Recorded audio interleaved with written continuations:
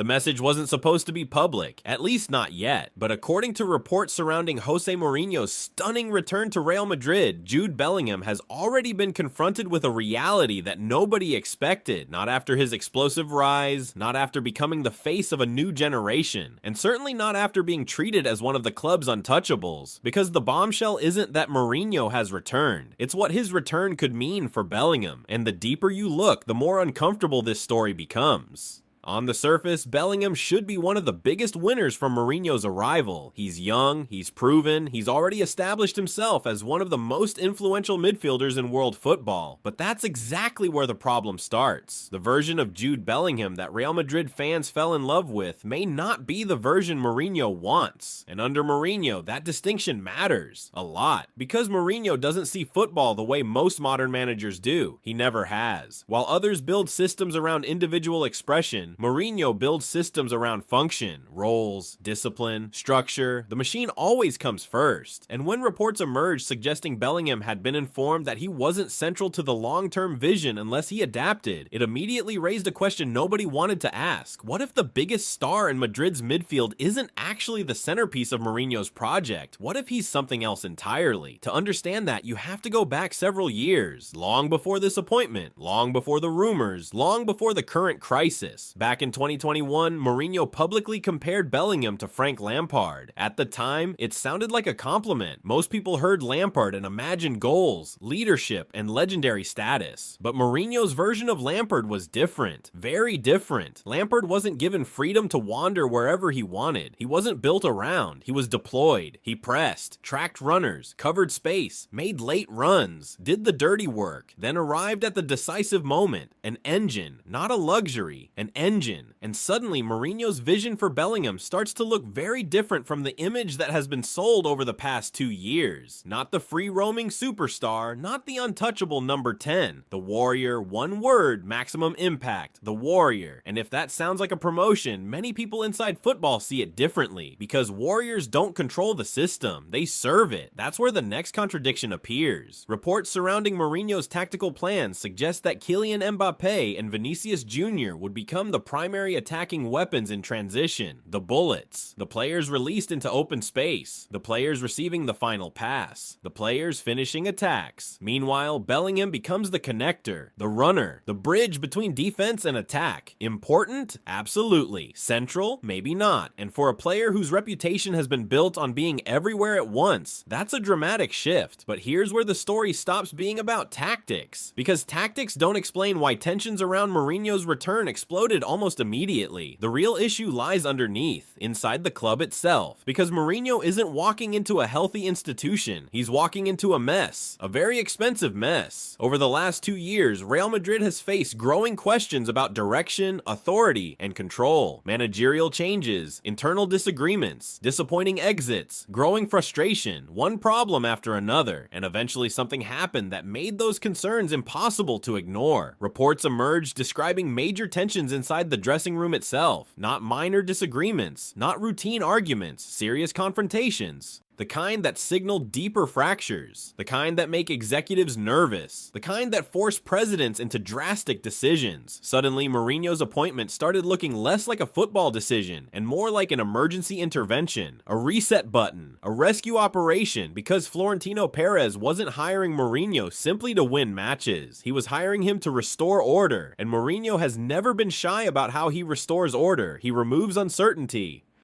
He establishes hierarchy. He decides who matters and who doesn't. That's where Bellingham's situation becomes so fascinating, because every major Mourinho project eventually creates a political center, a group of players who embody the manager's vision. Everyone else adapts or gets left behind, which brings us to another uncomfortable question. If Bellingham is being redefined as the warrior, then who becomes the king? And that's where things get even more complicated, because reports suggest Mourinho's arrival wasn't universally celebrated by every superstar in Madrid. Questions emerged regarding how certain players viewed the appointment, particularly players whose games thrive on freedom, players accustomed to being the focal point, players who have built their brands around expression rather than restriction. Suddenly, Mourinho's blueprint wasn't just a tactical plan, it was a challenge to existing power structures, a challenge to established hierarchies, a challenge to some of the biggest personalities in world football, and then an older conflict resurfaced.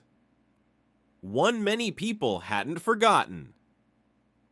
Because Mourinho and Vinícius Júnior already have history that generated controversy long before this Madrid reunion became possible. Comments, disagreements, interpretations, public reactions, arguments over responsibility, arguments over perception, arguments over leadership. The details remain heavily debated, but one thing became clear: trust wasn't universal, not even close. And when trust is missing before a project begins, every decision becomes political, every lineup becomes political, every substitution becomes political. Every tactical instruction becomes political. Now add Bellingham into that environment, a player caught between superstar expectations and Mourinho's demands. A player being asked to sacrifice parts of his game for the collective. A player whose future role may determine the balance of power inside the entire squad. And suddenly this isn't about football anymore. It's about control. Who controls the dressing room? Who controls the identity of the team? Who controls the future? Because Mourinho isn't reportedly planning a minor adjustment. He's reportedly planning a rebuild, new defenders, new midfielders, new structures, new responsibilities, a complete redesign. The old Madrid is being questioned. Everything is being evaluated. Nothing feels guaranteed. Even the tactical setup tells the story. Mourinho's preferred system isn't designed to maximize chaos. It's designed to eliminate it. Every player has a function. Every movement has a purpose. Every risk has a limit. And in that environment, individual brilliance becomes secondary to collective discipline.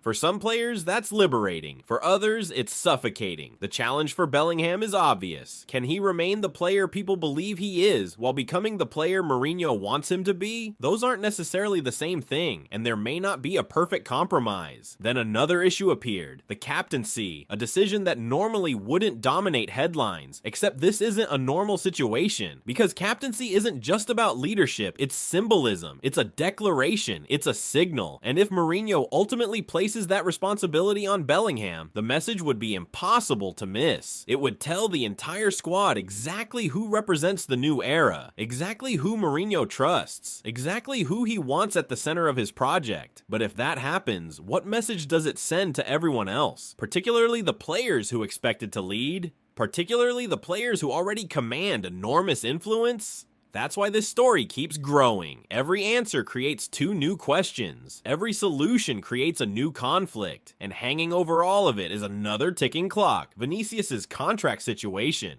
The uncertainty, the negotiations, the speculation, the endless debate over what happens next. Because contract standoffs rarely exist in isolation. They influence everything: transfer plans, squad planning, financial decisions, tactical priorities, future leadership. And suddenly Mourinho's blueprint collides with realities he can't fully control. That's the danger. Plans look perfect on paper. Real Madrid rarely exists on paper. It's an ecosystem of stars, expectations, politics, pressure, and ego. The biggest clubs always are, which is why there is a reasonable counter-argument. Maybe this is exactly what Madrid needs. Maybe the dressing room needs structure. Maybe Bellingham benefits from greater discipline. Maybe Mourinho succeeds where others struggled. Maybe the warrior role unlocks an entirely new version of his game. That's possible. It's absolutely possible. But that's not what makes this situation so fascinating. What makes it fascinating is that nobody knows. Not yet, because every path forward carries risk. If Bellingham embraces the role, he may sacrifice parts of the identity that made him special. If he resists it, friction becomes inevitable. If Mourinho wins, he reshapes the club in his image. If he loses, another cycle of instability begins. And that is the real bombshell. Not a single conversation, not a single tactical adjustment, not a single rumor. The bombshell is that Mourinho's return has created a collision course between freedom and control, between superstar status and tactical discipline, between individual ambition and institutional authority. And right at the center of that collision stands Jude Bellingham, the player who was supposed to represent Madrid's future, now facing the biggest question of Mourinho's new era. Can the superstar become the warrior? Because over the next few months, Real Madrid may discover that answer determines far more than Bellingham's future. It could determine the future of the entire